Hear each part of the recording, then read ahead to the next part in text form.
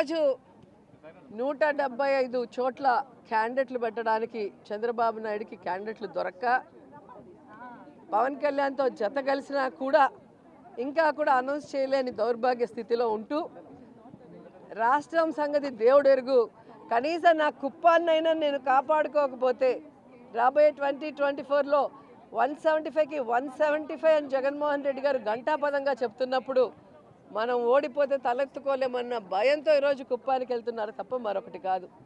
ఈరోజు కుప్పంలో దాదాపుగా 40 సంవత్సరాలు పైగా ఎమ్మెల్యేగా చేశారు, 3 సార్లు ముఖ్యమంత్రిగా చేసి కూడా ఆ కుప్పంలో ఏ కుటుంబానికి సంక్షేమం అభివృద్ధి అందించారో ఒకసారి చెప్పాలి చంద్రబాబు నాయుడు. ఈరోజు జగన్మోహన్ రెడ్డి గారు ప్రతి కుటుంబానికి కూడా ఈ రాష్ట్రంలో ఉన్న పేద కుటుంబాలకి ఏమి ఇస్తున్నామో సంక్షేమాన్ని అక్కడ ప్రతి కుటుంబంలో ఎలిజిబిలిటీ ఉన్న అందరికీ కూడా పార్టీ చూడకుండా కులం చూడకుండా జగన్మోహన్ రెడ్డి గారు వెల్ఫేర్ స్కీమ్స్ ఇస్తున్నారు, ఆ ప్రాంతంలో అభివృద్ధి చేస్తున్నారు. ఆర్డీఓ సర్కిల్ తీసుకొచ్చారు, మున్సిపాలిటీ చేశారు, ఇప్పుడు తాగే నీళ్లు కూడా తీసుకొస్తున్నారు. ఇది చాలా ఇంపార్టెంట్ ఇష్యూ. 3 సార్లు ముఖ్యమంత్రిగా ఉన్న చంద్రబాబు నాయుడు తనకు ఓట్లేసి ముఖ్యమంత్రి అయ్యేందుకు అవకాశం ఇచ్చిన ఆ కుప్పానికి తాగే నీళ్లు కూడా ఇవ్వని ఒక దౌర్భాగ్యమైన పొలిటీషియన్.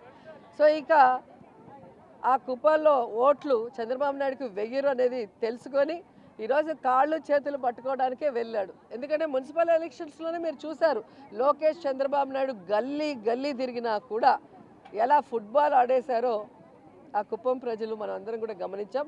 రాబోయే 2024లో కూడా కుప్పం ప్రజలు చంద్రబాబు నాయుడిని ఫుట్బాల్ ఆడతారు. 175కి 175 జగన్మోహన్ రెడ్డి గారికి ఇవ్వబోతున్నారు. తిరుపతి లాంటి పుణ్యస్థలంలో జనసేన తెలుగుదేశం పార్టీ 2 పార్టీలు బలంగానే ఉన్నాయి. చంద్రబాబు నాయుడు గారు పవన్ కళ్యాణ్ ఇద్దరు కూర్చొని డిసిషన్ తీసుకొని అభ్యర్థిని ప్రకటిస్తారు ఊరికి. ఎందుకంటే బీఫామ్ వచ్చేవారు కూడా తిరుపతి రాజకీయాలు చాలా మారిపోయినాయి, మనం చూసుంటాం. అభ్యర్థి ప్రకటించి బీఫామ్లు మారిపోయిన రోజులు కూడా ఉన్నాయి. అన్నిటి సర్వేలు ఉంటాయి. ఇప్పుడు నేను ఇన్ఛార్జ్ జనసేన పార్టీకి నేను కూడా రేసులో ఉన్నా, నేను కూడా అడుగుతున్నాను. కళ్యాణ్ గారు ఆశిస్తున్నది, మా జిల్లా అధ్యక్షులు అడుగుతున్నారు, టీడీపీలో 4 అడుగుతున్నారు, ఇంకా ఎవరు రావచ్చు. సర్వేలు ఉంటాయి, ఎవరు ఇవ్వచ్చు, ఎవరికి ఇచ్చినా మేము గెలిపించుకోవాలి. మా బాధ్యత ఏంది, తిరుపతిలో మేము గెలిపించుకోవాలి. ఇంతవరకు సీట్ కన్ఫామ్ అని చెప్పి ఇరు పార్టీలో ఎవరికైతే హామీని ఇవ్వలేదు. ఈ విషయం దయచేసి ఎవరు ఆందోళన చెందకండి, ఎవరు ప్రలోభం లొంగకండి. సీట్ అనేది కళ్యాణ్ గారు చంద్రబాబు గారు ఇద్దరు డిసిషన్ తీసుకొని ఇద్దరు ఉమ్మడి ప్రెస్ మీట్ పెట్టి పలానోటి సీట్ ఇస్తున్నామని చెప్తే ఎవరికి సీట్ ఇచ్చినా మేము గెలిపించుకునే బాధ్యత మాది. అంతేగాని ఈ రేసులో చాలామంది ఉంటారు, ఇక్కడ 2-3 ఉండొచ్చు రేసులో. తప్పు కాదు, ప్రయత్నించడం తప్పు కాదు. సర్వేలు ఉన్నాయి, మంచి చెడ్డ చూస్తారు, ఎవరు గెలుస్తారు తర్వాత ఇస్తారు అనేది. దయచేసి కార్యకర్తలు ఇరు పార్టీ కార్యకర్తలు ఆందోళన చెందొద్దండి. దయచేసి పూలు బుకేలు శాలలో డబ్బులు వేస్ట్ చేయొద్దండి. ఇంకా సమయం ఉంది. ఆ సమయానికి ఇద్దరు పార్టీ అధ్యక్షులు చెప్పినప్పుడు మనం చేద్దాం. ఖచ్చితంగా తిరుపతి గెలిచే సీటు ఖచ్చితంగా తిరుపతి మేము కొడతాం.